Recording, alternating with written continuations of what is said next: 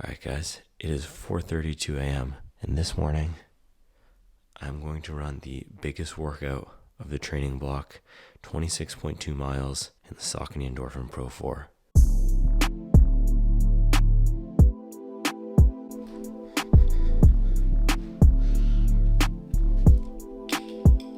I always say the best workouts start the night before, so I lay out all my stuff. We're going to go with the Morton gels this morning. A little bit of the Tailwind Endurance Fuel beforehand.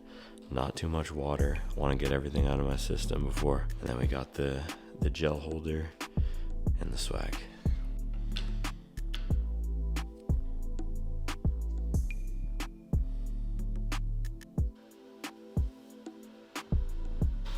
So I'm going with the Nike racing shirt. We got the John G shorts on this morning. These are just shorts that whenever I put them on, I have a good run. And then same thing with the Luca hat. This isn't even a running hat. This is just a cool outdoor brand. Both of these I wore when I got second place in a trail half marathon, so we're going with the same good vibes this morning. We always got to do the Ethiopian coffee on race morning. Either Ethiopian or Kenyan. But today what we got is the Ethiopian. For breakfast, I usually do bagels or toast or something simple. We got the Dave's English muffins. Just keep it light. Now, I didn't actually check the weather, but it looks like it might have been raining last night. So we'll have to see. But rain or shine, we're gonna get it in. So I typically don't eat a huge breakfast. I also didn't do a big carb load or anything for this. I did have 2 big plates of pasta last night. And I'm going to do these throughout, but my whole philosophy with long run nutrition, and that's how I'm treating this a long run, is that you can use these to maximize what your fitness currently is, but gels, carb loads, this fuel, it's all optimizing. It's not going to lay the base. And so putting in 16 straight weeks of 16 milers last year, now clipping off 20 and 22 milers every week, that's what's going to help me run a faster marathon. That's what's going to help me run this 26.2 this morning. And so all this is going to make sure that I don't run out of fuel, hopefully, but it's not going to do the work of running for me.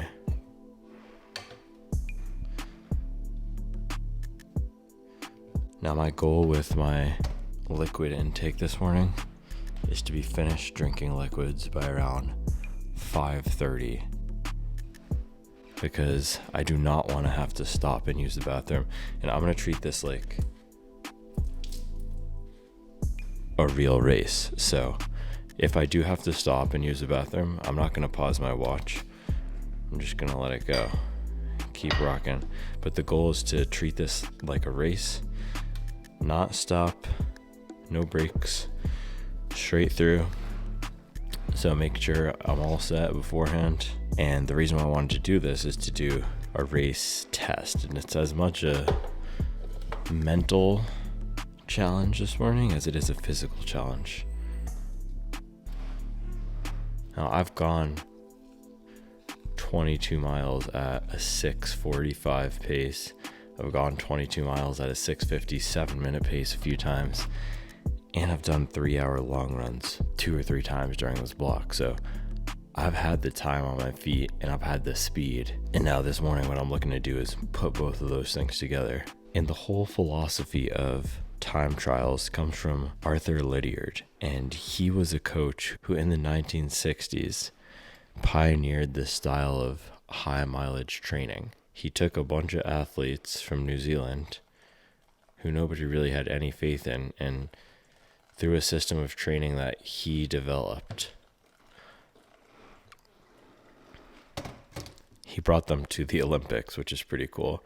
And so one of the pillars of his training method was these time trials where you go at a 90% effort over the race distance and you test your fitness.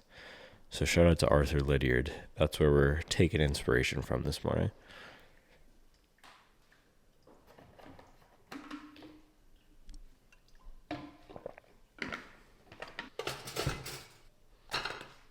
Whew, that was hot.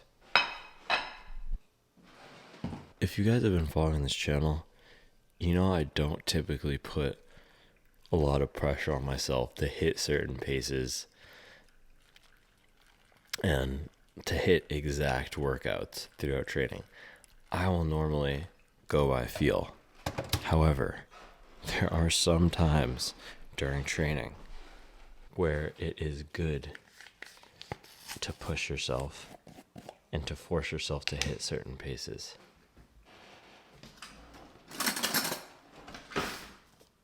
And like I said, this morning is just as much physical as it is mental. And now because I've gone 22 miles at a 640, 650 pace a few times, and because I've done 3-hour long runs a few times, I'm not too concerned about the recovery from this. I am actually a little bit concerned. That's probably my biggest worry. Less so than the actual run itself. I would like to hit a certain time, certain pace on the run this morning, but if I don't, it'll be okay. I'm very confident in my endurance right now, given all these 100-mile weeks. But with the recovery, I really don't want this to blow up the rest of my training block. So on that end, it is a little bit of a gamble to do this a month out from my marathon. However, I'm down to experiment. And this is something that athletes used to do in the past. Again, not as common today, but Lydiard had his athletes doing it, so we're going to try it out. What's the worst that could happen? I realized I just did my process flow backwards. The bananas were supposed to go on first. But you know what? We're just going to roll with the punches. Can't let these little things bother us on race morning or time trial morning. Maybe we'll just put on extra honey for good luck.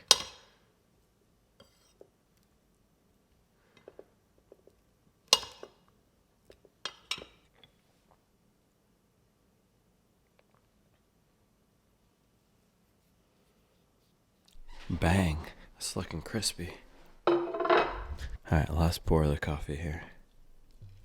It was 708 grams. So the ratio for the Chemex is typically 60 grams of coffee, 700 grams of water. And now, over the past few months, I was realizing my coffee tasted weak versus when Charlie made it every morning.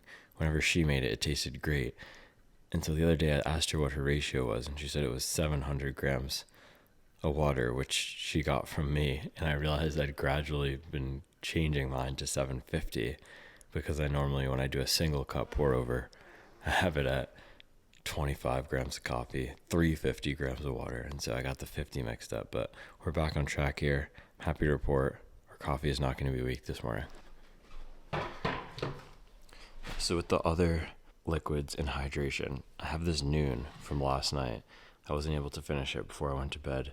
And then I have my regular water here. I usually fill this up all the way before I go to bed. This morning, I only filled it up about 16 ounces because that's all I want to let myself drink. Probably not going to have, might have a few sips of this just for taste, but I don't want to have a ton of water in my system this morning before I go out there for 3 hours because I do want to be hydrated, but I don't want to have to stop. So a little bit of water.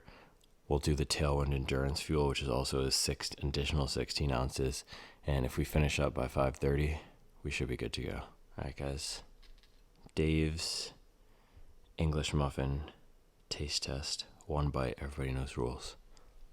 Fire.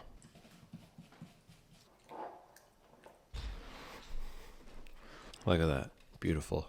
And of course, we got to save this for Charles.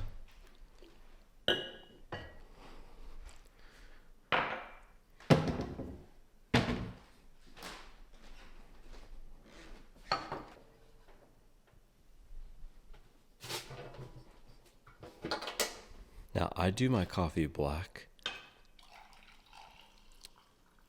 I have nothing against a good sweet latte sometimes here and there though in the afternoon. But Charlie does it with the frothed milk every morning. You can see. My sister got her a froth milker a milk frother. Froth milk, huh? Yeah, my sister got her a milk frother. Milk? Why is that so hard to say? My sister got her a milk frother a few months ago, and Charlie said it changed her life. That's how I feel about the Super Blast. I mean, bro, it's still a running shoe. You're still just putting milk in your coffee. How's that gonna change your life? You guys out here acting like frothed milk change your life with the Super Blast, but that's just me, man.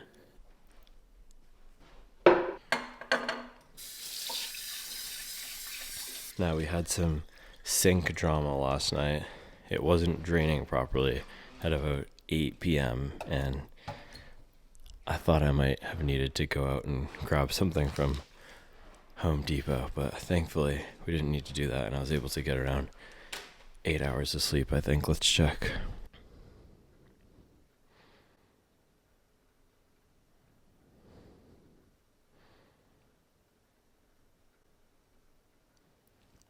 I got a performance decrease according to Koros. Yeah, that's because I did a little taper. Also, let's see. It thinks I can run 2:59:50. It also thinks I can only run a 1:26 half marathon, where my PR is 1:19. Some of the tech on this is not that great. I'm a little bit disappointed in the tech.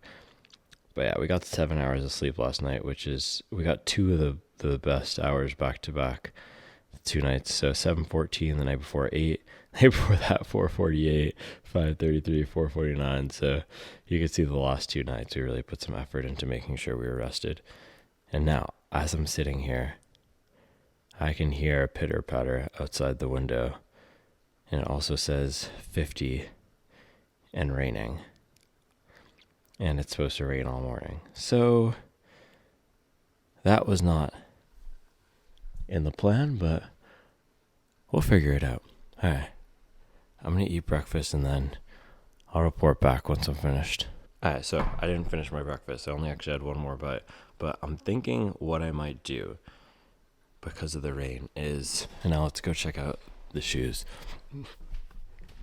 I think I might, because I really want to do this in the Pro 4, because I did the last marathon in the Pro 3, and I wasn't super hyped on this guy after the first run. I thought it was a little bit soft, not super aggressive, didn't have as much pop as a lot of the other racers right there that we've been running in. But I really want to test this and be able to do a comparison for you guys on how is the Pro 4 for a full marathon versus the Pro 3. Now, what I might do is start out in this and put the Adidas Adios Pro 3. And again, this thing is not my favorite, but what it is rocking with is this Continental rubber, which I know is going to give me a ton of grip if it is super wet out there. So what I might do is put this guy outside the door here. And so if it's just absolutely terrible slipping and sliding in the Pro 4 grip, which I'm not sure, I have a loop around here. So I can, on one of the loops, just come back here and not even pause my watch. Just take a minute to slip into these Adidas if I need to. So I think that's what we'll do. Start off in the Saucony, make sure we have these readily available on the loop, and if it's really bad, flip into the Adidas. Now, I know that that's probably not what I'm going to do on race day, switch shoes, but it is good to have a backup plan for training. All right, I'm actually going to eat my breakfast now. See you in a little bit. So we got the future playlist going this morning, and I don't know if you guys knew this, but there's a story, not even a story. Michael Phelps said when he was making this face at the Olympics, I think it was 2016, he was listening to Stick Talk by Future. So that's the vibe we're trying to be this morning. That's the zone we're trying to get in.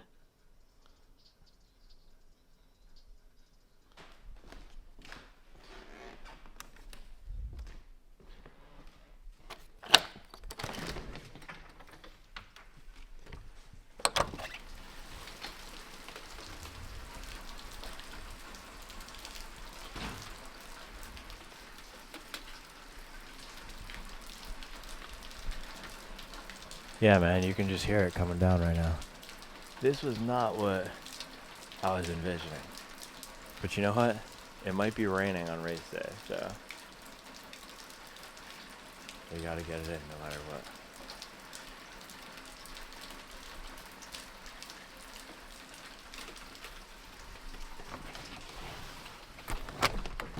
And there's no treadmill that's gonna save us this morning.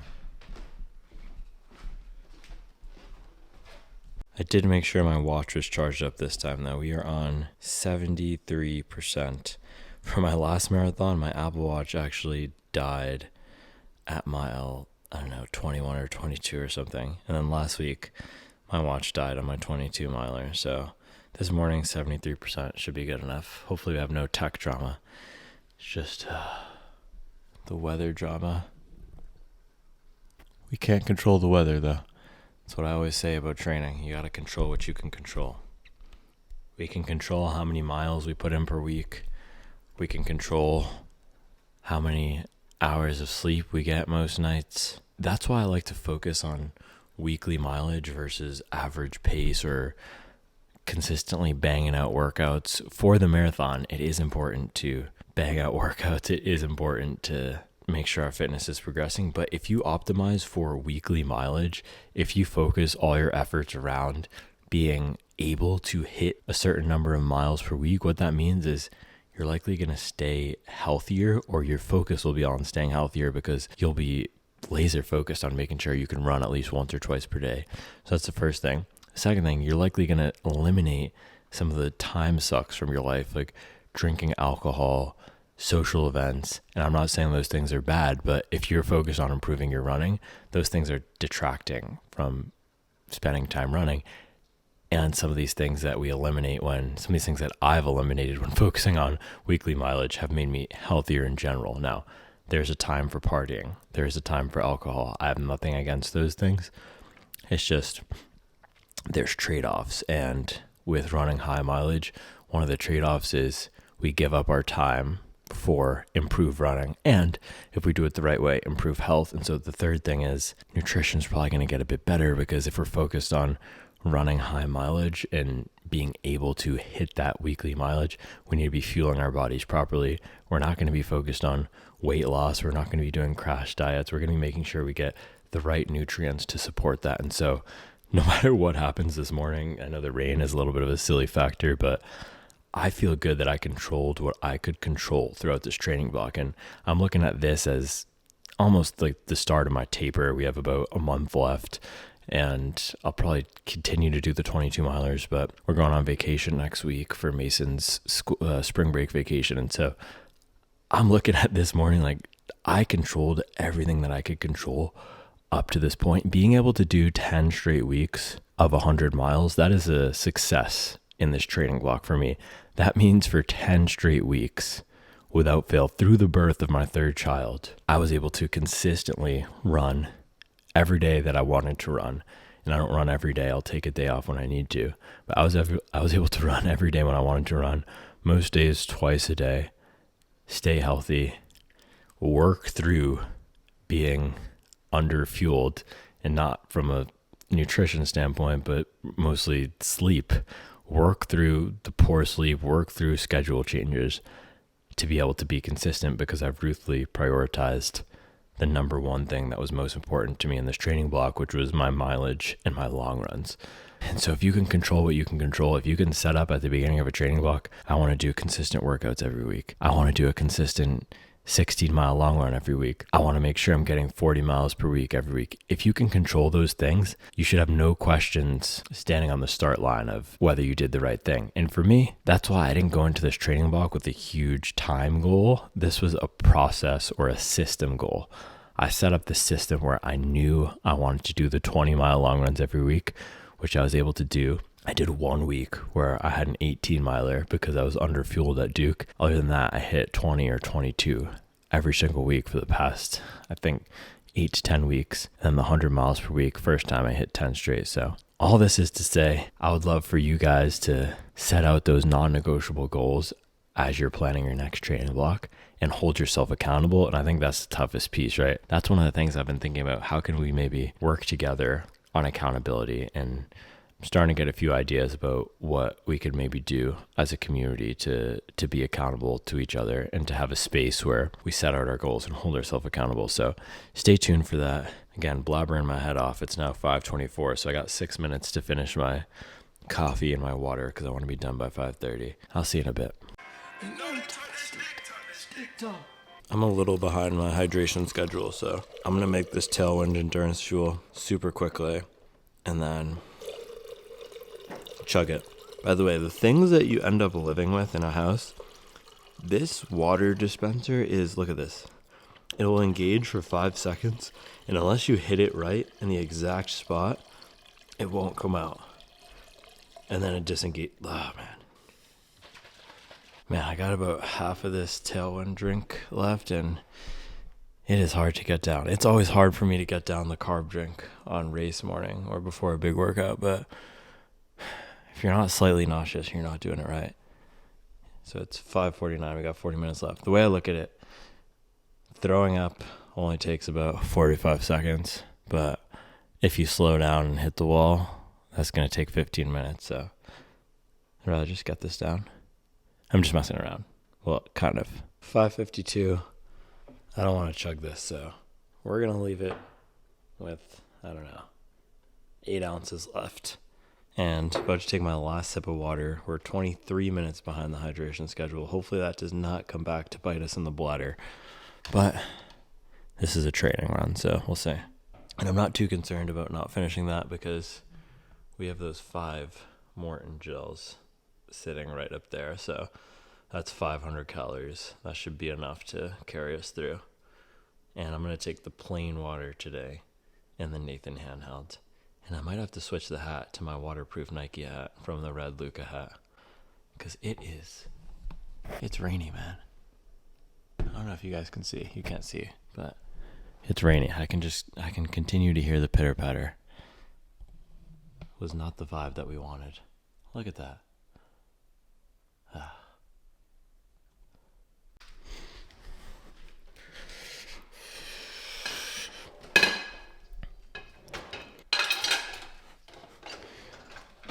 I forgot to run the treadmill last night.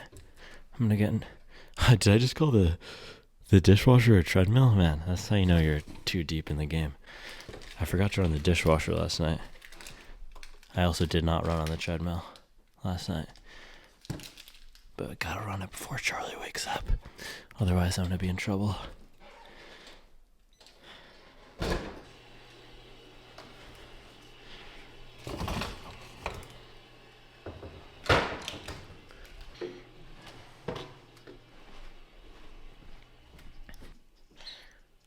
Alright guys, so Saucony Endorphin Pro 4. Let's pop this thing down on the desk. Now, in my first run with it, or first 2 runs, so I did a 20-mile double day. In the morning, I did 12 miles on the treadmill at about a 6:40 pace. In the afternoon, took Reevesy boy out in the stroller with it. It was actually raining that day, I'm now remembering. And I felt pretty decent in these. So that's given me some more confidence that we'll do okay out there this morning with these. We won't have to switch into the Adidas.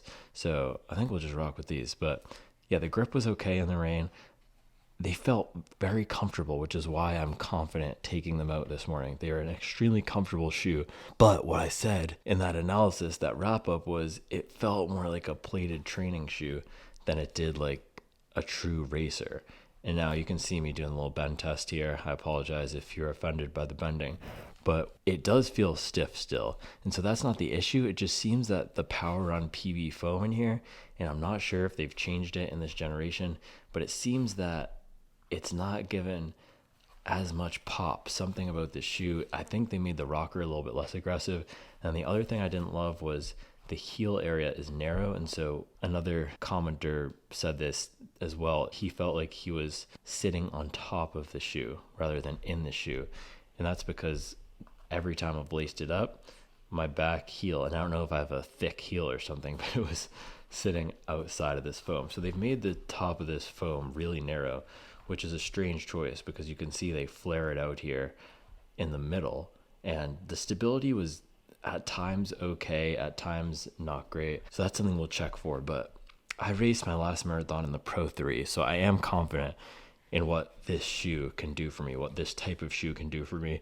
And because this morning is not about racing to the absolute peak potential of my fitness, it's about doing a decent, steady effort. This is a good shoe for that. It's a blend. This morning is going to be a blend of endurance and speed. It's not an all-out assault. And for that type of a run, a shoe like the Pro 4 is a good choice. All right, guys, I'm going to change into my running gear. See you in a few. All right, so I got the Nike hat I was telling you about. Storm Fit ADV. So this should be, I don't know, hopefully it'll keep my head dry. My one concern is I don't have a legit running jacket for the rain. Let's see in here.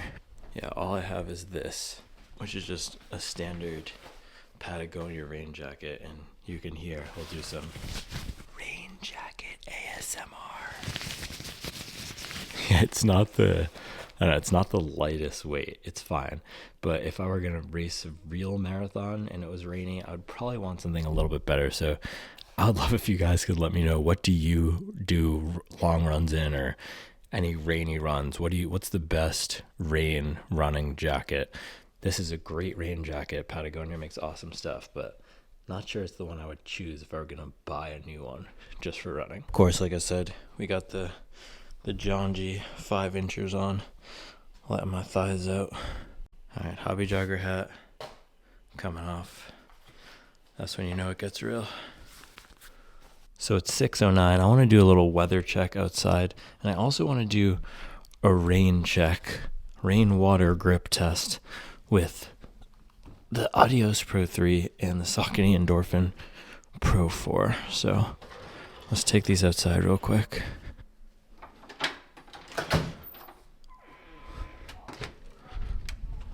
Okay, it's not too bad. You can definitely hear the rain, but it's not the heaviest rain I've ever seen or heard. It actually seems like it's calmed down. I mean, I'm not even worried. I'm not even going to do the grip test. I am going to lace these guys up, though. I want to start getting comfortable in them. Now, what I loved about these last time was this sock upper. You can see here, it's one piece. The tongue is connected to the upper. It's a really cool design. And I think what Saucony is going for with this edition of the Pro 4 is ultimate comfort for the marathon, because they introduced the Endorphin Elite after the Pro 3 came out. And so the Pro 3 is an awesome shoe, but I think it's a little bit, they're trying to figure out where the Pro fits in the rotation. Now that they have the Speed 4 as that workout shoe, the Endorphin Elite as the top tier racer. And so is this the comfortable racer? In my opinion, there's not too much daylight between these and the Speed 4. And I'm not sure if Saucony needs all three shoes. But we'll see after this morning. I much prefer these to the Speed 4. I did not enjoy the Speed 4. I have not enjoyed it through any of my 110 miles in it. And I did really enjoy this shoe the first day that I used it. So there we go, guys. Very comfortable. It is a little bit on the narrower side, as most Sauconys tend to be. I got enough room up here in the toes. Fits true to size. You can't see what I was talking about though. Look over here. You see this shadow, this bulge? That is my foot sitting outside of the foam, peeking off. So it is a little bit of a weird fit back here. And you can see here, that's where that instability comes from that I was telling you about. But for this 26.2 mile time trial, I should be hopefully more midfoot striking, and hopefully won't need a ton of stability. We'll see. Could be dragging by the end there, but these should be good to go. All right, I'm gonna go fill my water bottle. Oh man, just walking around the house here, and these are clean, don't worry, but just walking around the house here, I can feel that bulge area right here. I can feel the rubbing and the irritation, which the Saucony Endorphin Speed 3 gave me, so not great.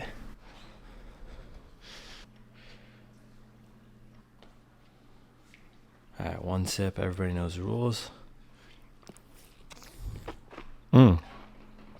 Tastes like water.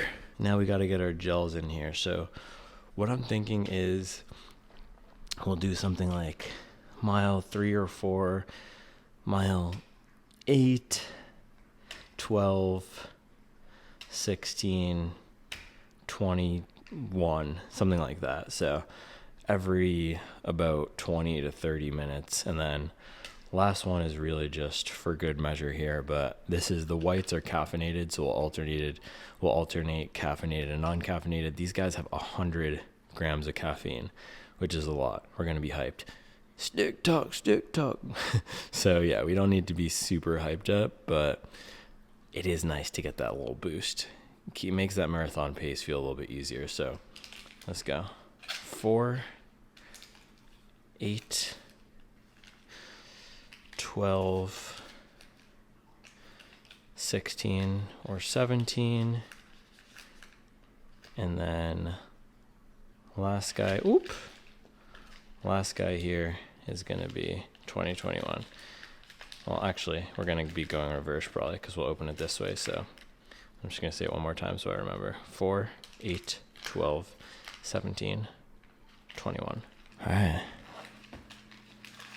Man, it is, what time is it? 6:18. We're almost good to go here.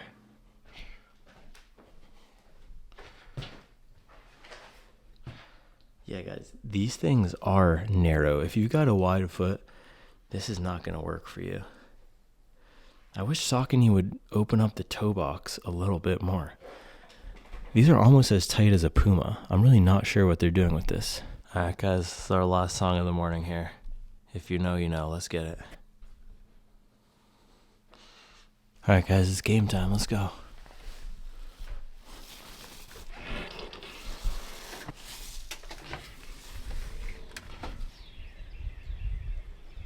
We got nothing left to do but get these miles in, baby.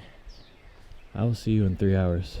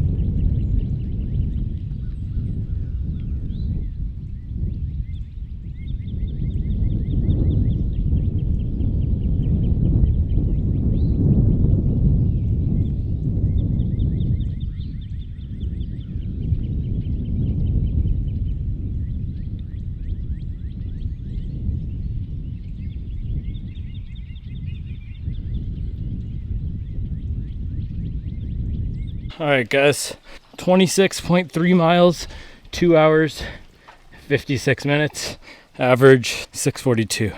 Was gonna go for that sub 2:55 at the end, but instead I went up the hill. So finished strong up the hill, 2:55. Let's go, baby.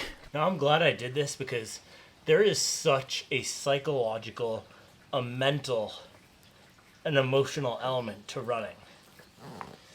And for my last marathon, I came in at 3:19,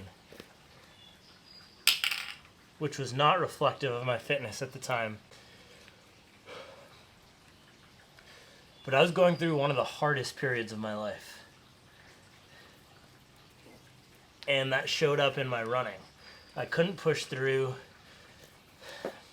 That was the only time in my life I've had an athletic injury. I had a coach. It wasn't the best fit for me. I was unemployed because I had to leave a job, the highest paying job I ever had. Just did not get along with the founder.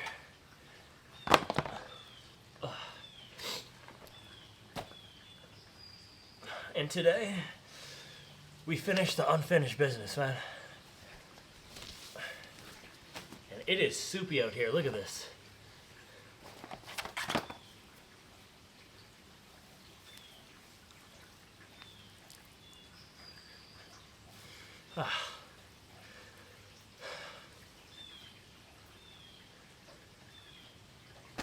Now, the reason I feel okay doing this is because one of my key strengths as an athlete, I think one of the only elite qualities I have, is my ability to recover. So I feel pretty confident in my ability to recover. Like I said, I've rarely gotten injured in my 20 plus years of sports. Knock on wood. But that's why we did this. All right. I'm going to go find Charlie. All right, I'm going to try to clean off these shoes. And then we can get some food in and do this wrap up. But I do not like having dirty shoes, man.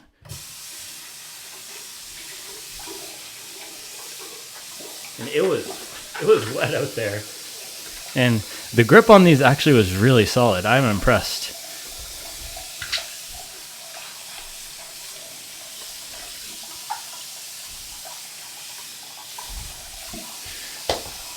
Shout out to the original 1970s faucets, bro. You can't even buy these anymore. That vintage swag. Man, Charlie wants an updated bathroom so badly.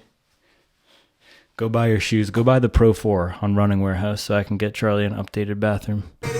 No, you shawty banging.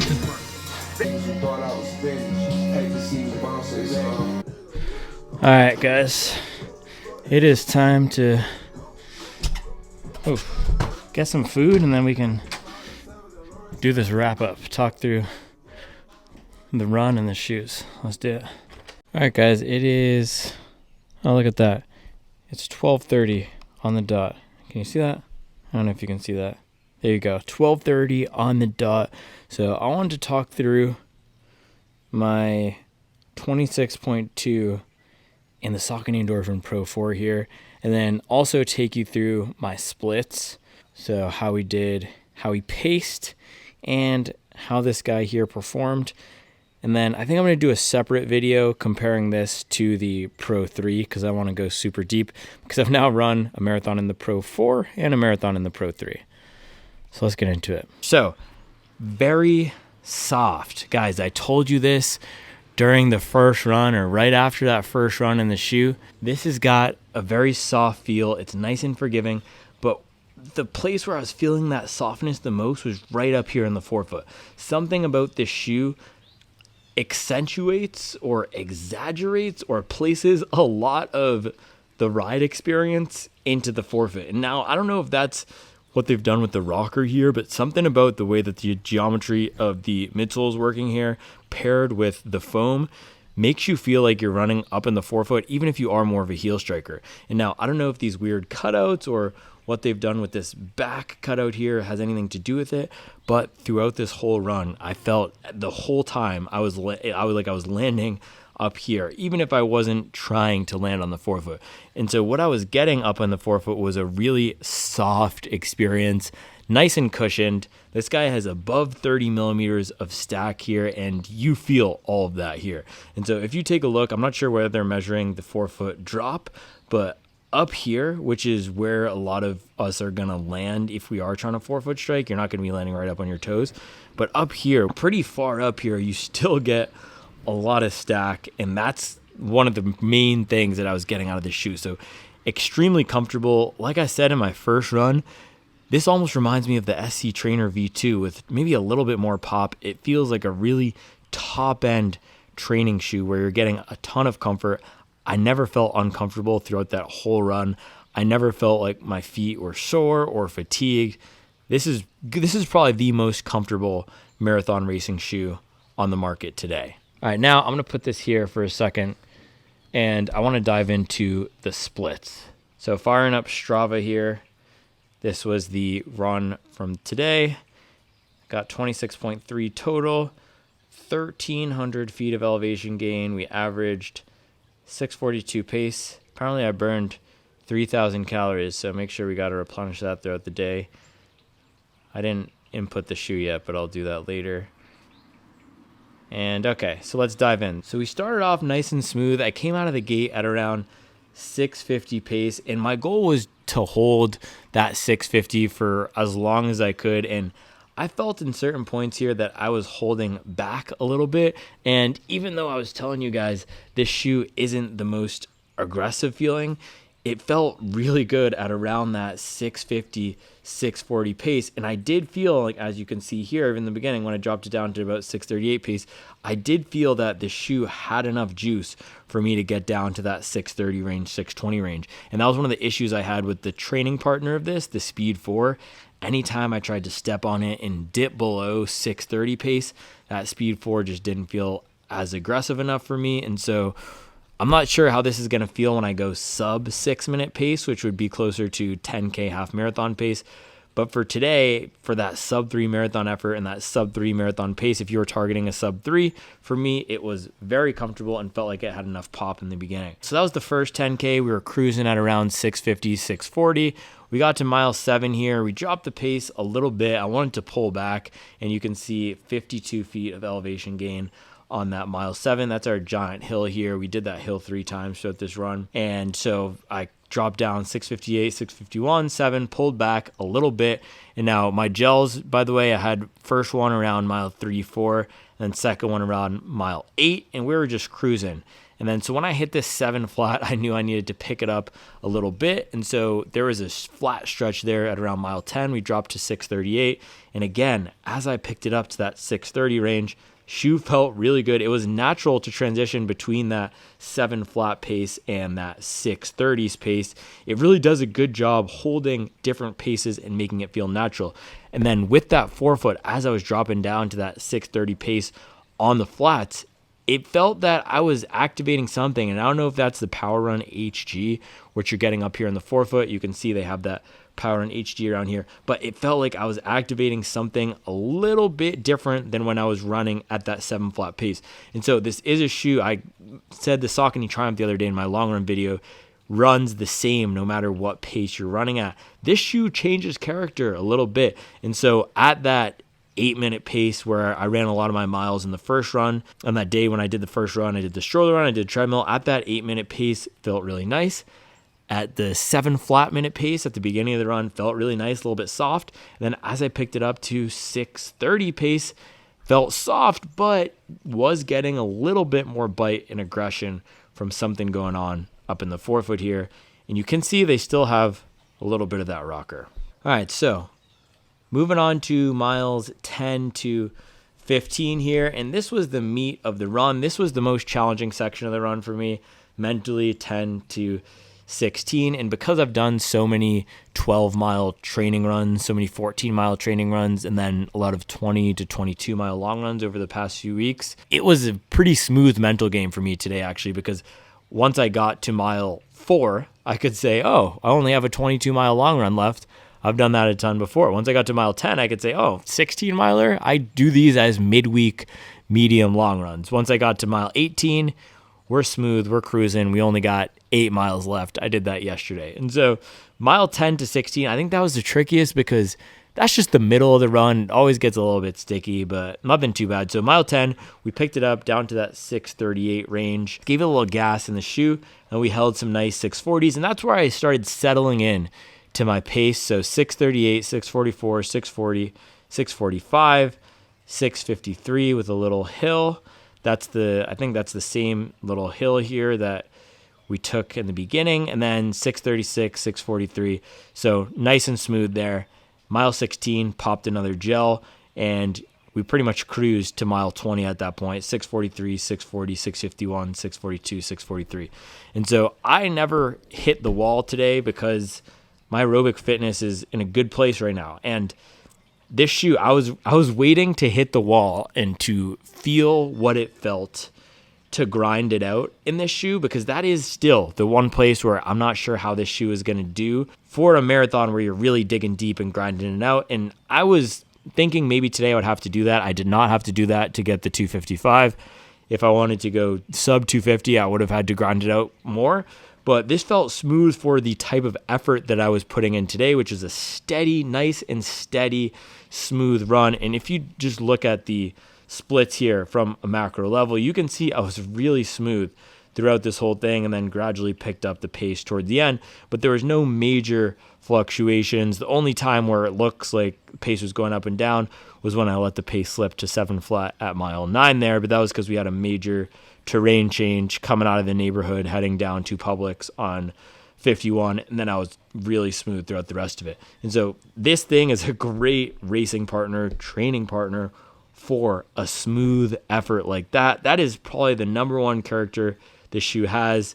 It's that softness up in the forefoot and then a really smooth ride. There's none of that disconnected feeling that I was getting from the Speed 4 and that I've been talking about with the Nova Blast, where in those shoes, you land in the heel and it feels like the forefoot is slapping down. This guy does not feel like that at all. This was a really nice ride. Landing in the back, landing in the middle, landing in the front, no matter where you land, similar to the Pro 3, it rolls you right forward and then you get a little bit of pop at certain paces in the forefoot here. All right, so mile 20. So at this point, I knew we were home free, no wall, just a 6 miler left. I've done that plenty of times during training. I popped the last gel at around mile 22. So let's do the full overview of gels. We went caffeine gel at 4, non-caffeine gel at 8, another caffeine gel at 12, non-caffeine gel at 16, and then the last caffeinated gel somewhere in this 20 to 22 range. So at that point, I knew that I could give it a little bit more gas. So we dropped down to the 630s. In the last 5 miles here, 6 miles, 638, 636, 631, 633, 637, 607, and then the last 0.2 here around 610. So really smooth, and dropped it down to that 607, 610. That's close to half marathon pace. Shoe felt really good for that. And even at the end of this run, being on my feet for 3 hours, no discomfort. I felt like I could have gone another hour in the shoe. I could have warmed down or cooled down for 30 more minutes if I needed to in the shoe. I didn't have that feeling like with other race shoes sometimes where it's get this thing off of my feet as soon as possible. No, this was really comfortable. Now, the one downside is in that 20 to 26 mile range at around, let's see, probably around this 22 to 23 mile mark when we were coming back into the neighborhood here. So somewhere down here going downhill, I was starting to feel a little bit of, I don't know if it would be called instability, but like my left Achilles was getting worked a little bit more. And you guys saw both today and in the first run video that when my foot is in here, you can see the back heel here bulging out a little bit. And it seems that that's the one weak point of the shoe. And with more time on feet, that is exposed. And so I did feel my left calf getting worked a little bit more. I did feel that Achilles getting worked a little bit more. And now I do know for a fact that is my weakest area, weakest point of my body as a runner, my left calf, left Achilles.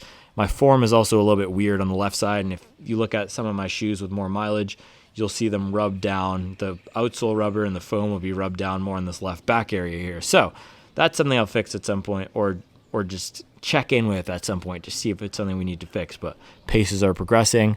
We're still hitting good mileage, so I'm not too worried about it. That being said, the marathon does expose whatever weakness you have, and I'm not going to blame that on the shoe. But certain shoes like the Brooks Hyperion Max and shoes that aren't the most supportive do trigger that a little bit more, that calf tightness, that Achilles tightness on the left side. And so with the marathon, with running 3 hours, I'm going to feel it. But I do have to say, in other shoes that I've run 3 hours in, Nova Blast, Diadora Gara, Pro 3, I didn't feel it as much. I don't know if it's because the softness of the foam.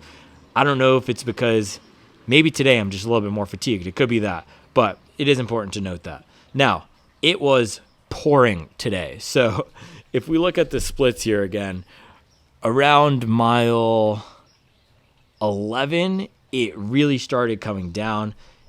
And it doesn't actually look like it affected my pace too much, but it meant that I had to focus a lot more on maintaining that pace and making sure my foot was solid, that I was striking with sure landings.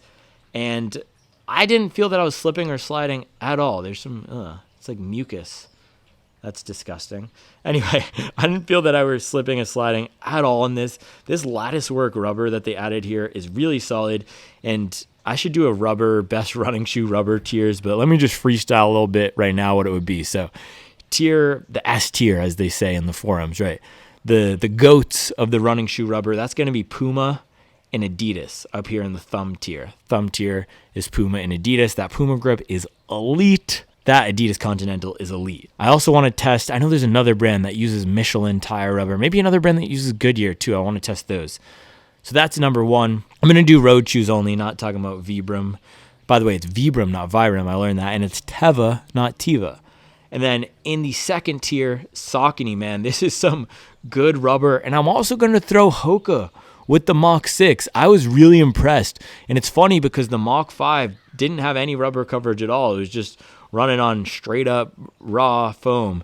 And in the Mach 6, we get that rubber coverage. It's really nice. I did the comparison with the A6 Nova Blast, and it blew that out of the water. And so third tier, the middle finger tier, we got Nike. The Nike Vomero, the rubber on that is just okay, and it could be a little better. I'll also throw Brooks down in there. And so this Brooks I'll talk about is the Hyperion Max, as well as the old generation of New Balance. And I'll probably put the new generation of New Balance in there too, just because I don't think the Rebel is as good as what we're seeing in the Saucony. I'm really impressed. So Puma and Adidas, first tier. Saucony, second tier. Maybe New Balance with the Rebel, I'm not sure. And then third tier, that's going to be Nike. And then A6 is just below everybody. That Nova Blast rubber was absolutely horrible. And if I missed a brand, let's see. I'm trying to think what. If I missed a brand, it's probably because I haven't used them in the wet weather. But point is, grip on this was really solid, and I was debating between using this or the Adios Pro 3. I am glad I went for this, and I highly endorse this. If you are considering picking this up and are worried about the wet weather grip, this is a really good choice, and it's a much more comfortable shoe than the Adidas Adios Pro 3. And I know I only did an 8-mile first run or 10-mile first run in that, but with these marathon shoes, if it's not comfortable out of the box, if I'm not feeling it out of the box, I can give you a good bet that it's not going to work for me. So Diodora Gara, I took that out for a first run, and it was amazing, and then I did a 22-miler in it, and it performed really well. Same thing with this, took it out of the box, wasn't super impressed by the speed capability, but it was really comfortable. And then today for this 26.2-miler, it felt great. So that is something that's big for me when picking a race shoe. The first run does matter, and I don't think a race shoe needs to break in. If your race shoe needs to break in, that's not a good race shoe. This does not need any break in. This foam is awesome. I also think we're going to see some pretty good durability out of it. I got about 270 miles on my Pro 3, so we should see similar out of this Pro 4 here. Like I said, I will do a head-to-head comparison between the Pro 4 and Pro 3. All right, guys, so last with the splits here, last 2 miles. Yeah, at this point, I knew we would be coasting under 3 hours. And then I think mile 25, I was thinking I could push for a under 2:55, but then I decided to go up the hill instead. So we came in at, let's see what Strava has it, 2:55.44. Really solid, man, 2:55.44. That's a great performance with a negative split. Also, let's check this out, on the 10th 100-mile week. And last week we got 118. So I'm happy with this. I'm happy with where the training is at. And I did want to show you one other thing. So if you look at what my training has been like over the past year or so, I have been extremely consistent with the long runs. And that's been the number one thing. So this week, 26.2 miler, also a lot of 20-mile double days. So you can see every week here, I got 2 20-mile double days this week. Last week I got 3 20-mile doubles and an 18-miler. The week before I got 2 20-mile double and an 18-mile double. But the long runs, let's count how many weeks you have a 20-mile long run. 1, 2, 3, 4, 5, 6, 7. This week we did 18, and then we got 8, 9, 10, 11, 12, 13, 14, and then 18. So 13 out of the last 14 weeks, we hit 20-mile doubles, and then 15, 16. So 16, the last 16 weeks straight, we went at least 18 miles in a day. So I think this might be a double. Last 16 weeks, we did 16 miles straight because I went to 16 long. Yeah, so that's some pretty quality training right there. 15 weeks straight of 18 milers, 13 out of 14, 20 plus milers. So the last 3 months we've been slamming these 20 milers, and that's why I knew I didn't have to go with the super aggressive shoe today, and I wanted to do something a little bit more comfortable because I've been comfortable with getting up there 2-3 hours. I've done, if we look at this, let me see if I can pull up my run from last week. Actually, I'll do the run from a few weeks ago. Let's see. 22 here. So this was the Diodora Gara. We came in at 2 hours, 35 minutes at a 7-minute pace. Week before that, we ran in the Hoka Cielo X1, 6:44 pace at about a 2:30. Week before that, where were we at? This is the one I wanted to show you. We did a 23-mile long run, so 8-minute pace exactly in the Rebels, but just time on feet, 3 hours and 6 minutes. Cruise it in the Rebels for 23 miles, and my pace was kind of all over the place today. But if you look at my heart rate, and I think the heart rate tracking was accurate, I was in the 130s, 140s, 150s, just aerobic mileage. And that's the biggest thing with this marathon training. You can work threshold, you can work faster pace. It's important to do that at least once a week or maybe even once every other week. I think going to a 10 to 14 day cycle for most of us who are adults might be all the stimulus we need if we're consistent with the long runs and mileage. But getting that time on feet, getting up there past 3 hours consistently, that's what's built some good fitness for me. And then last week here, let's check this out. Yeah, this was the long run part 1, part 2. But this was 2 hours for the part 1. And then let's check the part 2. That was another 48 minutes. And then there's some that I didn't track. So last week we went, again, over 3 hours. And that's why I was pretty confident today that we could do another 3-hour run in relative comfort. So takeaways from today, man. Consistency is what's going to be key for this marathon training. And last year I did 16 weeks straight of 16-mile long runs, and just going to fire this up real quick here. Where did we start off? Let's go backwards from September. 16, 16, 16, 16, 16, 16. That's a 20, 16, 16, 16. 16, 16, 16, 16, 16, 16, 16, 16, 16. So 16, 16 is still going. Okay, so yeah, from April to September, we were consistent with these 16 milers. And today felt smoother than a lot of these 16 milers. I was gutting it out in the 90-degree weather some of these days. If we take a look, let's go to July here. July 10th. Let's see how we were doing on this one. Oh, man. This was up on the Cape. Average pace 8:14, average heart rate 160. So you can see there, my average heart rate today I think was in the 150s. So I was struggling. I was sick. I think I might have gotten COVID here, but I wanted to get that 16-mile, 16-week goal. And Charlie jumped on the bike with me, and that was me struggling with COVID. But when we got back to Charlotte, or when we were in Charlotte earlier during the summer, let's take a look at this. 71 feels like 73, humidity 82%. The week before, 67. There were some of these, though, where I was beasting out. Yeah, look at this. So this was actually in the Endorphin Pro 3s. 76 degrees, feels like 80 degrees, humidity 82%, heart rate 163, average pace 718. So all of this is to say it takes consistency to make breakthroughs. And I think a lot of the time, even me, I've gotten frustrated. I've come to Charlie even a few weeks ago. I said, I feel that I'm not making any breakthroughs. I've been stuck at this 6-minute pace range. I'm not dropping down to the 5s in my training. I'm not going as fast as I want to go. But man, putting up these 100-mile weeks, that's done everything that I need for my fitness. And I'm really excited about getting another shot at the marathon in a few weeks and getting this 255 under my belt today in the Pro 4. now maybe I'll go for a little bit more aggressive out the gates. I don't know what I'm going to shoot for in that, but man, I just love training. I love putting in the miles. I love being consistent, and I hope that this video was helpful for you guys.